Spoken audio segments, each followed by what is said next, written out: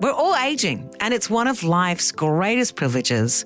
But how do we turn the table on aging so it's not something to fear, but it's actually an opportunity to embrace? What if aging meant extending the quality of our life and learning to sit comfortably in our older selves as naturally as we once did in our youth? I'm Jacinta Parsons, and brought to you by Uniting AgeWell, this is The Aging Ideal. Through honest and inspiring conversations, we'll cut through the noise to find out what it really means to grow older well. I remember the hum of the kettle in my grandparents' kitchen, my nana doing the crossword beside the fire, and my granddad, who was so good at growing potatoes and then mashing them. They did not overthink what it meant to be grandparents. They just simply were. But these days, that role feels far more complicated. Grandparents are carers, babysitters, mentors, sometimes even stand-in parents. So how do they balance the love and the support, but with boundaries and enough time and space for their own lives? In this episode, we'll explore the highs and the lows of grandparenting to find out what does it really mean to be a grandparent today, and have those expectations become a little too grand. Do you think that there's been a change of expectation for grandparents over the years? The expectation is still that you babysit them and come and visit or whatever. Probably quite different to the way that my grandparents did. They were quite loving. There were things you did and things you didn't do, and it was more kind of gender, I guess, orientated then. Now it's not. My brother has his son and daughter-in-law and their two children living with him while they build a house, and that's full on. Oh, is it an expectation or is it a burden sort of thing?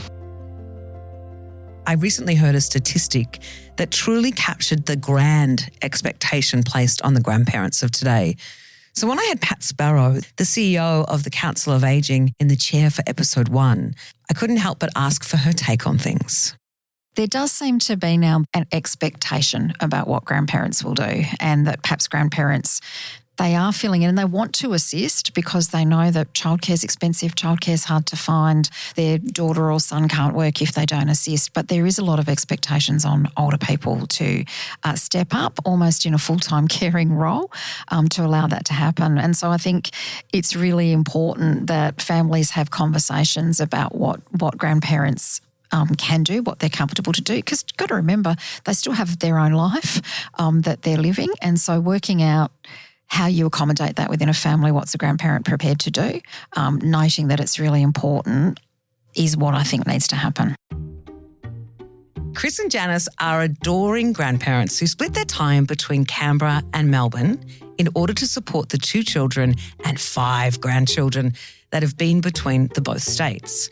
In addition to caring for Janice's 90-year-old mother who lives with them, Janice still works, and Chris, a retired teacher, is in the process of completing his PhD in education at 72. We like to say that, don't we? We like to add the age in when you're doing a PhD later on. Firstly, you've got 4 generations under your roof. I'll go to you, Janice. Yes. Talk us through that. It's an extraordinary privilege most of the time, and sometimes it's hectic. It's our daughter and husband and 3 children. And in the meantime, Janice's mother moved in. Yes. Fascinating. Firstly, to the positives of this and the really clear benefits is that intergenerational experience for each and every one of you. Can you tell me your experience with that, Chris, in terms of what it's meant to have the little ones and the older ones in the same house? Got a 5-year-old, a 9-year-old and an 11-year-old. They're more aware of who they are, and so that's a really lovely thing. And the 5-year-old is such a delightful little ray of sunshine. So walking her to school is a pleasure because she doesn't stop talking. I know those people. Yeah. I might be one of them. Janice, I'm so interested to explore this even further because again, the enormous benefits of that intergenerational model. But it's complex because each and every one of you in that home are at different stages of your life. How much work did you do before this actually occurred to understand what those the challenges of that might be? Well, we went in blind, I think, with probably zero preparation. They're very clear. Our daughter and son-in-law are very clear around the fact that they are the parents of those children. That's so important it seems that the roles within the family structure remain. Is that going too far to say that? No, there's no way we would not overstep because they've got it and we don't have to overstep. We can just be fun and we certainly do more physical work than we did before. Like parents after dinner get up and put the kids to bed. So they're like, oh, we'll do the kitchen when we come back out. And we think it's going to take us 5 minutes. They're exhausted. We definitely are doing more physical stuff, domestic stuff. And I'm not 100% sure they notice that. No. And a meal is... Are they listening right now? We cook for 7 for a meal. But we've got a roster. We don't just do all of it. They, there's a roster. They do it. It's an enormously fine balance, though, isn't that grandparent role? Because that blurring line of parent-carer and grandparent-carer, how do you find your way through that? So for me, if there's something that happens that I don't agree with, I don't say anything. You have learnt the master just let it class go. of life.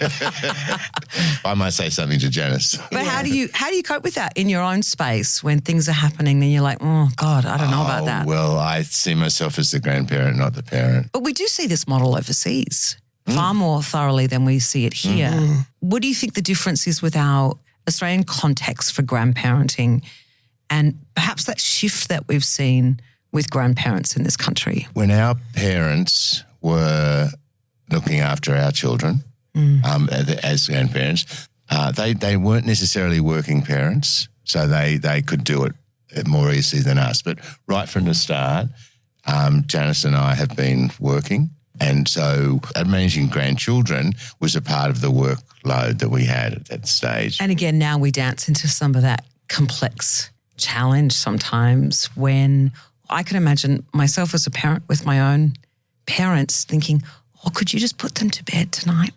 It sounds like the structure of your family, though, is so clear. We are at no stage expected to parent in any...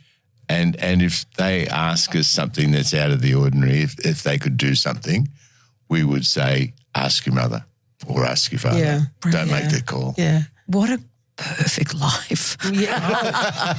Like all love, no responsibility, and just you can see them from a perspective as well as grandparents where you're not required to do that work. You're just there as a witness almost. Yeah. But this is not the only family that you are grandparents to. You have another child who lives in Melbourne. Yes. It's a whole different scenario, really, and probably always was in terms of their parenting styles are so incredibly different. There's neurodivergency there as well, which is another sort of dimension that we've learned about. Yes. I wouldn't mind touching in on that because, I mean, that is now such a prevalence in terms of destigmatized, very open, much more awareness of what neurodiversity looks like. And so our younger people are far more likely than perhaps in the past to be identified on that spectrum.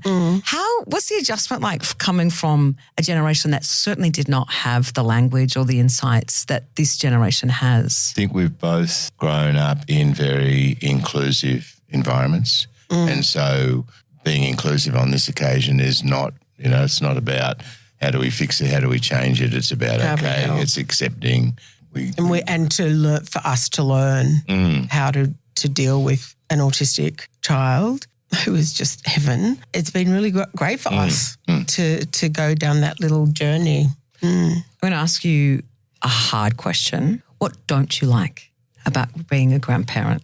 I feel like for myself, having always had what felt like mediocre pay the bills employment the whole time we had children, right now I've hit my strides and I am loving my career, and I find it really hard not to take on guilt that I'm like the quintessential little grandma at home doing whatever. I'm not going to.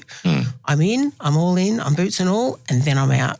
And honestly, it seems harsh and hard, but I'm going to do it anyway. It's an interesting thing, isn't it? We've been constructed to think about grandparenting as this time of service yet again, but that's in transition. at the same time colliding with this great need for the grandparent to step into sort of a social role as carer. It doesn't sit well with me. No, but it is culturally bound and it is also resourcing bound as well. So I think that makes a difference. I mean, the benefits for us are so obvious, I think, that, just the joy and the little insignificant interactions that we get to be part of. Now, it's not so surprising to me that you have actually come to the studio to chat with me today with a child and a grandchild in tow. Do you reckon I could grab your daughter for a little insight? Absolutely. So, Alice, thank you for coming into the room, leaving your child outside with your parents right now. What a couple. Yeah, they're amazing. What benefits do you think your children receive from their relationship with those grandparents? Oh, look, it's extraordinary. And I argue they're better grandparents than they were parents. That probably sounds harsh, but I think as we all are, at the time that they were parenting, they were also working full-time and stuck in that era. And so they were more distracted. They weren't as experienced at it. They were, I was the eldest. So, I got the testing ground. But my daughter is their youngest grandchild. So the difference between how confident they were with me versus how confident they are with her, it's a whole different world. It's all care, no responsibility. It's there to love and witness without having to take on those parenting roles. Yeah, and they opt not to do that, which I really respect and I really like. I've never felt judged for the way I parent, and I parent very differently to my sister, and I don't think she would have felt judged either, and we parent very, very differently. What do you think makes them that really great, constructive grandparent relationship in your life? Because I think what they do is recognise that there are two different levels of support required in grandparenting. One is the grandchildren and one is supporting your children to be parents. And I think they do really well at balancing them both and not prioritising one over the other and recognising that sometimes the best thing to do is to support me to do something because it'll trickle down to the kids. And sometimes if I don't have it in me, it's get in and get their hands dirty and be there for the kids and give me the space to do something else. Or I just think that's, you can't do one without the other. It's clear for many that some of the fondest memories in our later years can come from time spent with grandchildren. But as the demands on parents have changed in recent years, so have the expectations of the grandparents. So what is the role of a grandparent in modern families, and is it fair? Dr. Michael Carr-Gregg is one of Australia's most trusted psychologists and author of Grandparents. So tell me, this book is for grandparents? Correct. There are about 1 billion grandparents on the planet. That's about 13% of the population identify as grandparents. In Australia, we've got two interesting demographics. One, they're living longer. So the average person in Australia lives to 82.9 now. If you think back to the 70s, it was 70. That's incredible. So we've done amazingly well. And for a whole range of reasons, the size of families in Australia is shrinking. So the ratio of grandparents to grandchildren is more advantageous than ever before for the children because there are less of them and more grandparents. So I thought my timing was good. We know that the cost of living pressures have meant that more parents have had to go out to work, and there's more outsourcing of childcare now than ever before. And in fact, grey care, as it's referred to, is the predominant form of childcare, voluntary, unpaid childcare in Australia at the moment. Have the skills needed to be a grandparent, have they changed much in 2025 compared to previous decades? The era of what I call shout and shame parenting that many of them grew up with and were the recipients of has gone. We've got a new science of parenting and they have to get used to that because they'll look at their children doing things with their grandchildren that they can't begin to understand. On top of that, we've got neurodiversity, which wasn't even a word when they were growing up. We've got different forms of family that are completely unfamiliar to them. And on top of that, a completely different expression of sexuality. So you can imagine how challenging it is for grandparents to have transgender grandchildren, for example. That's very challenging. It is, isn't it? That collision of experience across the generations. But again, we go back to, and the reason for writing this book is the essential role that the grandparent can play in a positive identity formation, I suppose, for the kids of the family. Well, the fascinating thing is the research is so clear that grandchildren benefit enormously from having grandparents that make them feel three things: safe, valued, and listened to. And we know that academically they do better, psychologically they do better. On every metric we can measure, having a close relationship with your grandparents is beneficial. But the kicker is it's also beneficial to the grandparent. They live 5 years longer, according to the Berlin Aging Study, if you've got active relationships with your grandchildren. What's the greatest challenge, do you think, for a modern grandparent? We've looked at, obviously, that really big changing landscape of carer role. What do you think that grandparents can be really thinking about in terms of ways that they might address some of those challenges? There are a couple of principles. One is that you have to be really clear that all of your grandchildren are not the same. So you need to study them and learn them really well. And then you don't grandparent every child in the same way. You grandparent according to their needs and your capacity, of course, which is very important. And therefore, I think the real tough part of this is finding enough time to learn your grandchild. And that starts right at the beginning, from the moment you see them for the very first time. And what you do is going to be remembered way more than what you say. So knowing the right things to do in those first 5 months of having a grandchild. Oh gosh, crucial. I need to know right now. What sort of things do we do? Well, the very first thing is you wait till you're asked. So the golden rule of grandparenting is not to make assumptions, but wait to be asked and have an open, honest communication with the parents. This can be difficult because there were so many grandparents that I interviewed for this book who told me of well-meaning things that they did, but they caused huge problems between them and their children. One particular grandfather decided that his grandson's hair was too long and therefore, unbeknownst to him, took him for his first ever haircut. And the parents didn't know that that was going to happen, and they were very angry because they wanted to be there for the first haircut.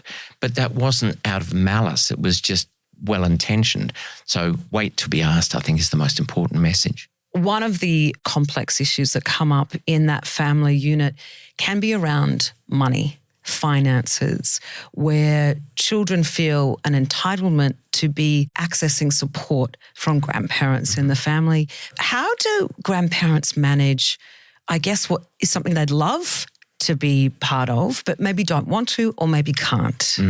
Watching the people you love struggle is one of the most difficult parts of being a grandparent. My advice is to remember you can't fix everything. So you can volunteer to help where you can. But if it's an excessive imposition on you psychologically, financially, whatever, lifestyle-wise, don't do it. That's my advice. And you have to be very clear up front what you are willing to do and what you're not.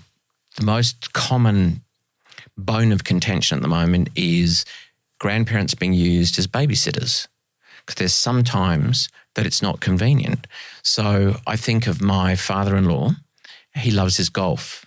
He's in his 80s and I want him to play golf because it's great for him in terms of reducing isolation and loneliness. It's very good for his physical fitness, brilliant for his mind. So I don't want to stop him from doing that. So to dump a bunch of grandchildren on him, which stops him from doing that, that's not a good choice for him to make. It's about us reframing the importance of what the elders in our family actually value, even if that, it seems like a hobby or he's having a great time and maybe he could be doing other things. Yep. That those aspects of our life as we age are vital Yeah, I mean, I want grandparents to be a little bit selfish, and that is you put yourself first, and it all cuts to our well-being. 80-year-olds generally will have some physical health problems, minor or major. Those have to be attended to. So you need to look after yourself first, and then when you've looked after yourself, then you're much better able to care for the rest of your family. What's your golden piece of advice for how we can enjoy grandparenting to the fullest? I think we have a couple of rules. One, never undermine the parents. Yeah, tick. Very important. By all means, spoil, but don't overindulge them. The grandparent who bought his 10-year-old an iPhone without checking with the parents, major faux pas. That's a code violation. Don't be doing that. That's a red card. Yep. Realise that parenting has changed, so shout and shame has gone. Don't say yes to everything. Really important to make sure that you're not sacrificing your own wealth and health and well-being, because you can only be a resource for them if you're okay. And always enforce the parental rules. I'm a granny, one grandchild only, and she lives in Sydney and I live in Adelaide, so I try to see her about every 3 months. Yeah. Spoilt rotten because I don't see her often enough. We'll see them from time to time, but we're not childminders. I have friends who are grandparents, and the expectation of them is that they are an unpaid babysitter. I hope that it doesn't happen to me. These days, with families scattered, parenting styles are shifting and technology is shaping how we connect. Being a grandparent can have its challenges. I'm speaking with a grandmother, Trudy, about some of those challenges. Trudy, firstly, what do you believe is the role of a grandparent in this modern day? Just an easy, quick one to start with. I would say that grandparents are becoming more so an unpaid employee in the way of a babysitter. Are parents relying unfairly on grandparents for the time for that nannying, that caring for children? Yeah, I'd agree with that. I feel like it's a lot got to do with the economy today, this generation, and us coming from a generation where there were more mothers home. And so now it's having this effect of both parents having to work and trying to create a lifestyle for themselves and provide for their children. And I know speaking from my experience of my son, he related to what my mum did. However, we were kind of a bit more present in the parenting. What's interesting about your story is that you thought you may have found a solution in terms of living and being around the grandchildren when your son suggested that you move in, but that ended up becoming almost untenable. Yeah, certainly. The communication was not clear on what the picture was for them and the picture was for us. Was this a surprising shift? I mean, you've obviously had a relationship, a close one with your son and your daughter-in-law and your grandchild. Was it a surprising treatment of you? I just didn't realise the vision that he had of what my role was as being mum at that point, grandparent at that point. So from a lack of clarity of roles and expectations, you're now experiencing the heartache of estrangement from your son and your grandchild. Is that right? There was events that were just getting out of balance, and I haven't seen my granddaughter since, and she's turning 3 in March next year, and she was 9 months old. What would be your advice to other grandparents? I mean, it's such a tricky space, isn't it? The expectations are really high, and in lots of instances that we've heard, potentially quite unfair expectations. I would say that there's a lot of shame and a lot of blame towards yourself, kind of like reminding myself that I am a good mum and remembering the things that I have done and identifying that my peace with it at the moment is just kind of coming into a space of saying, you know what, I've done my job and he's spreading his wings and they're learning how to be a family. It's an enormous generosity for what I know is enormously painful. And what's crucial here is that this has been emerging from these concepts that are now sort of necessary almost in our social fabric that we have grandparents taking on an enormous amount of childcare labour. Trudy, sending a huge amount of love to you right now. If you could talk to your little grandkids, what would you say? I tell my granddaughter each day that Nanny's here, and no matter what, I'm always her nan. And she's always my granddaughter. As joyful as grandparenting can be, it's not always rainbows and unicorns, with many, just like Trudy, feeling the strain of grand expectations. Joining us is Ann McLeish, Director of Grandparents Victoria. She's here to discuss what rights grandparents hold, how they can communicate those boundaries with some grace and some confidence. Thanks for joining us, Ann. You're welcome, and I like that phrase, grand expectations. I'm going to use that. We will charge you for that, though, unfortunately. I knew that. Tell me what Grandparenting Victoria actually does. Are you advocating? Yes, we're an advocacy organisation. We don't support individual grandparents, but we try to make decision makers that sort of stomp around the corridors of power reflect a bit more on the roles that grandparents are playing.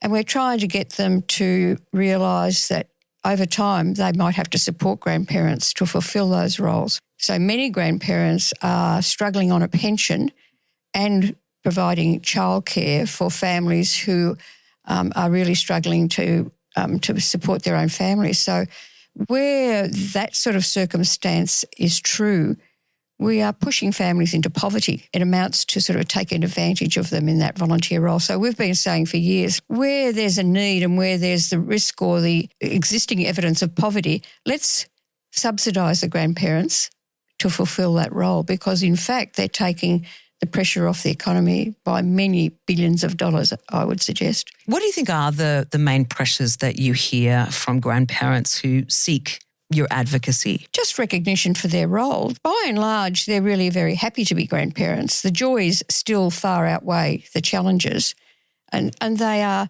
really very proud to look down at the forthcoming generations and to realise that they're a pivotal part of keeping the family going. That intergenerational thing is really important and the source of a great deal of pride to grandparents, and they love telling the younger generations the stories about the family. So that's a really important and happy thing for them to be doing. But they are aware of the fact that the expectations by the wider community and within the family are sometimes hard to fulfil. So families can't cope financially without a great deal of help these days. And the grandparents report to us that they are more often now than ever before asked to financially support the family.